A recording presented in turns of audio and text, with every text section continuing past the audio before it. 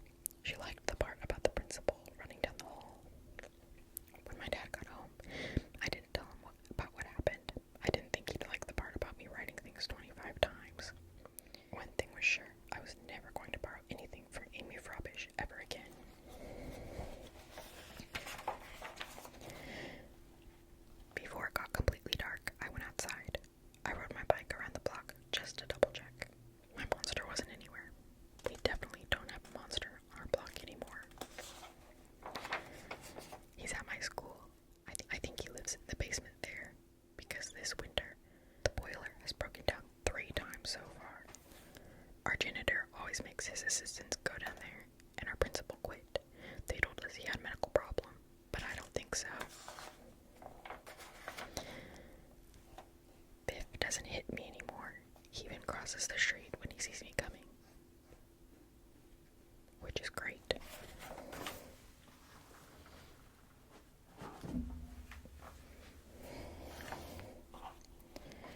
I hope he keeps it up. I'm even friends with Amy Frobisher again. I'm glad the monster followed me to school. I miss him sometimes. I might want to try to find him again someday. If I do, I can always go down to the school basement and check behind the boiler. Look at me, so happy. Okay, so that's end of book 1. A monster followed me to school. Very fun. A little scary when you're very little, but honestly, I think A Monster Followed Me to School and George's Store are kind of tied for number 1 place. My mom actually bought me and all my siblings George's Store because we loved it so much, so that we can someday read it to our kids and so on and so forth. So now, George's Store by Frank Osh, pictures by B. Wiseman.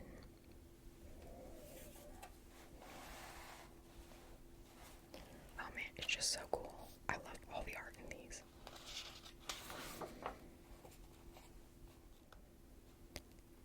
When George was a little boy, he lived with his father and father in the back of their grocery store. Sometimes George helped in the store. He swept the floors, dusted the shelves, and even waited on customers. So, when George grew up, he started a store of his own. George's Store. We sell a little bit of everything. Grand opening. Every day, when the floor had been swept and the shelves had been dusted, George and his pet parrot Pete sat down to wait for customers. I always wondered what kind of parrot Pete was. I think he might be an Amazon or Neglectus, but if you know, put it down in the comments. Whenever a customer came in, George and Pete played a game. They tried to guess what each person wanted to buy. Sometimes they guessed right. Now he's a farmer and he wants seeds. Weeds. Seeds, please. Now she's a carpenter. She wants pails. Nails. Nails, please. Now he's a lumberjack and he wants an axe. Axe. An axe, please. And sometimes they guessed wrong. He's a cook and he wants ham. Try ham. Cheese, please. This was my favorite part for some reason. Now she's a cowgirl and she wants rope. Soap. May I have something for his fleas, please? Who do we have here? Oh, another one. I guess he's probably not a Neglectus.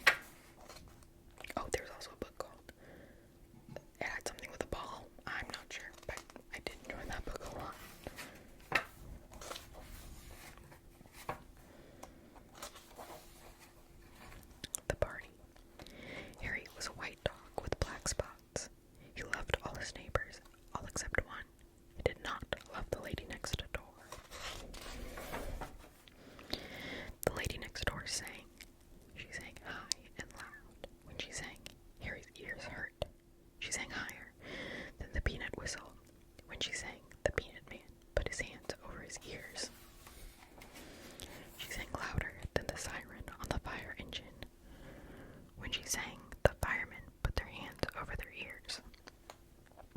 She sang higher and louder than the cats sing. When she sang, the cats ran away. This cat looked a little like Harry. Harry tried everything to make her stop. He howled under her window. His friends howled too. But it did not do any good. The lady next door went on singing. She sang higher and louder than ever. One day, Harry's family gave a party. They invited the lady next door. She came with her music. When she started to sing, Harry almost bit her leg, but he bit the leg of the piano instead. Hey, good on Harry. The family sent Harry out of the room. You're a bad dog, they said. Harry just wagged his tail. As he walked to the door, some people said, poor Harry, but the others whispered, the lucky dog. When Harry pushed the door open, the wind blew in. It blew the pages of the music off the piano. They blew all around the room. Everyone tried to catch the music, but no one could. The pages blew out the door and into the garden. They blew over the fence and up into the trees. Harry caught some of the pages, but he did not bring them back. He ran away with them. He ran until he came to a quiet spot. He dropped the music and lay down. Soon he fell asleep. In a little while, something woke Harry up. All around him were cows mooing. They mooed very low notes. Harry listened. He thought the cows made beautiful music. I agree. I think Harry has a great taste in music. He had never heard anything so soft and low. He wished that the lady next door would sing like the cows. Suddenly, Harry had an idea. He rounded up all the cows. He barked at their heels. Down the road they went. Henry barked, and the cows mooed. They ran on and on. They ran down the main street of town. They passed the school, the library, and the firehouse. When they came to Harry's house, the lady was still singing. Harry ran ahead and stopped the cows. They went on mooing. They mooed and mooed and mooed. They all mooed soft and low. The cows mooed for a long time, but it did not do any good. The lady next door went on singing. She sang higher and louder than ever. Harry's family called the man who owned the cows. He came and took them home. That night, Harry slept in the doghouse. Poor Harry. The next day, the lady next door sang some more. Harry's ears hurt more than ever. He went for a walk. After he had walked for a long time, he heard a wonderful sound. Oompa, oompa, oompa, oompa. It was low and lovely. Harry saw what it was. It was the bighorn in the fireman's band. The bighorn was even softer and lower than the cows mooing. Harry walked along listening. He wished the lady next door would sing like the bighorn. Then he saw the leader of the band. The leader threw his stick in the air.